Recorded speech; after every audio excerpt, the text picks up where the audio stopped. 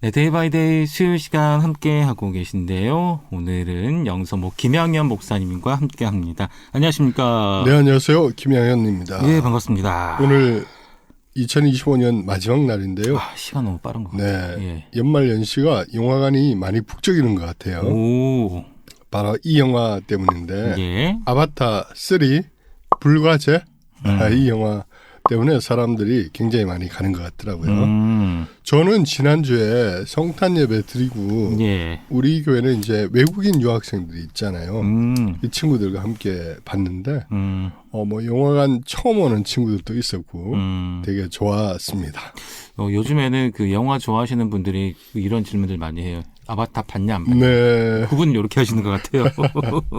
그러니까요. 예. 이번에 개봉한 게 이제 세 번째잖아요. 그쵸. 예.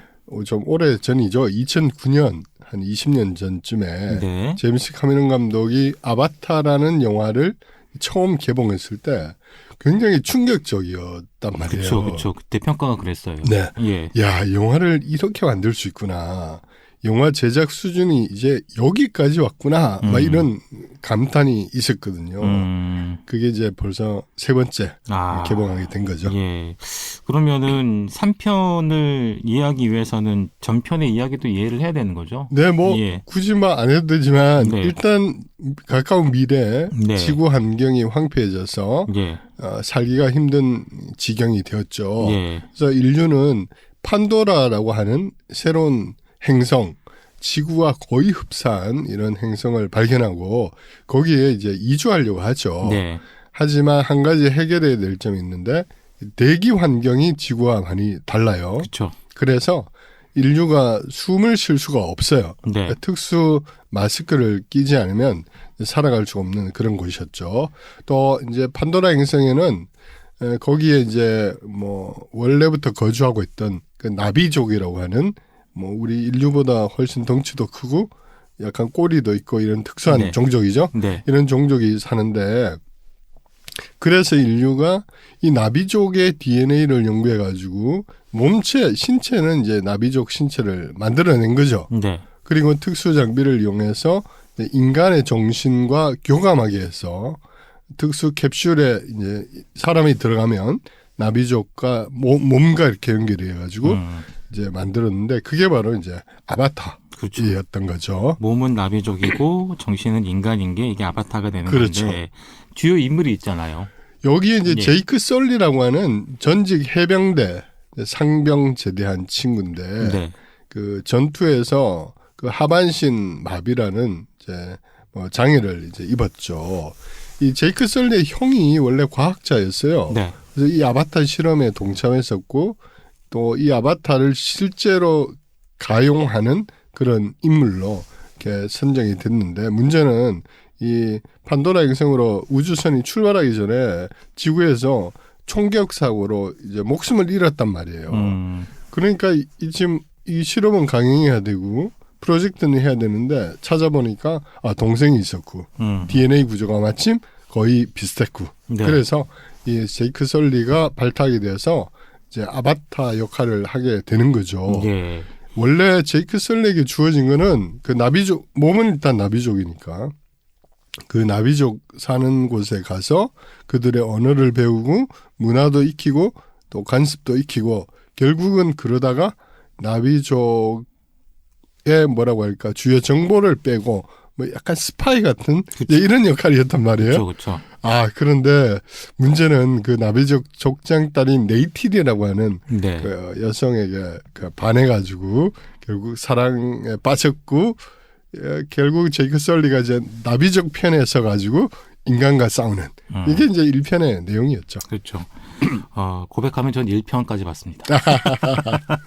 그래서 이번에 개봉한 게 3편인데 이건 어떻게 전개가 돼요? 네, 뭐 2편은 또 인류가 다시 공격하러 오죠. 네. 그래서 나비족이 사는 곳을 막 초토화 공격을 하니까 예. 이제 할 수 없이 제이크 설리 가족이 바다 종족으로 이제 피난 가가지고 거기서 겪게 된 에피소드고 이번에 이제 3편은 그때도 이제 제이크 설리와 연합군이 물리쳤는데 그 인류가 결코 포기하지 않죠. 다시 또 거대한 군단을 이끌고 그쵸. 판도라 행성으로 와가지고 네. 엄청난 물량 공세로 막 기지를 아예 만들어 버렸어요.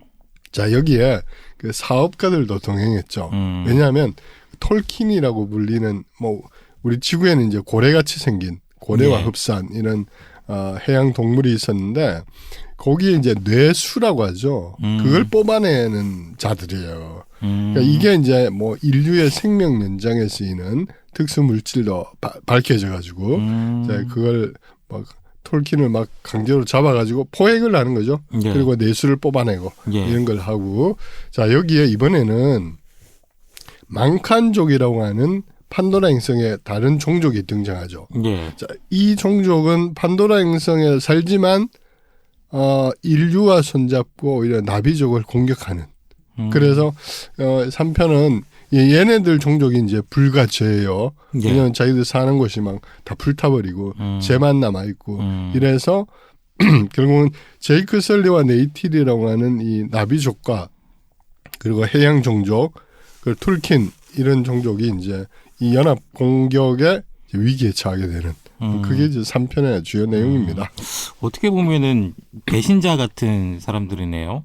동족 팔아먹고 판도라 행성을 위기로 몰아가는 사람들 이렇게 보면 되겠네요. 그렇죠. 예. 그래서 주인공인 네이크 설리와 네이티리 이제 부부가 됐어요. 여기하고 이제 쿼리치 대령 인류의 이제 해병대를 이끄는 대령이죠. 과 망칸종의 이중 뭐라고 할까 위기 그리고 톨킨이라고 하는 이 뭐라고 할까 그 고래같이 생긴 이런 것들을 이제 지켜나가고 이런 것들이 이제 3편의 주요 내용인데 결국 뭐 이기겠죠. 근데 뭐 줄거리는 어떻게 보면 단순한데 네. 근데 이렇게 아바타라는 영화가 흥행을 하는 이유가 목사님은 뭐라고 보세요? 그렇죠. 제임스 카메론 감독의 이 아바타 시리즈는 예. 사실은 뭐 내용보다는 그 환상적인 그 장면들 또 감독이 만들어낸 판도라 행성의 신비한 어떤 모습들 이걸 보러 가는 거죠. 네. 그러니까 이 편에서도 해양 종족들과 그 해양 생물들 바다를 정말 기가 막히게 묘사했잖아요. 그래서 이번에도 마찬가지로 이제 그 망칸족이라고 하는 이 종족의 어떤 현실과 이런 것들, 그러니까 그래픽 이걸 이제 보는 게 아바타를 보는 매니아들의 주요한 특징이죠. 그러면 우리가 이 아바타라는 영화를 보면서 어떤 생각을 좀 해야 될까요? 일단 제임스 카메론 감독은 자기가 인터뷰에서도 밝혔는데요. 기본적으로 환경 보호론자예요. 결국 인류가 지구를 난개발로 황폐하게 만들었고 예. 판도라 행성까지도 난개발로 마구잡이로 파괴하는 것으로 묘사되잖아요. 예. 결국 이런 환경 파괴가 인류를 멸망하게 할 것이다. 이게 이제 이 영화의 핵심 메시지이거든요. 자, 또 하나는 제임스 카메론 감독의 전작에도 그렇고 대부분 영화를 보면 과거에 이제 유럽 국가들이 지금은 이제 미국이나 뭐 캐나다나 멕시코 같은 신대륙이잖아요. 거기에 이제 신대륙을 발견하면서 거기에 정복하는 과정, 그 가운데 거기 살던 원주민들을 몰아내고 또는 어떨 때는 뭐 대량 학살도 하고 막 그랬잖아요. 예. 그런 과거의 역사를 이 시대에 재현한 거죠. 그러니까 백인들의 원주민 학살의 뭐 우주 버전 이렇게 볼 수 있는 거죠. 네.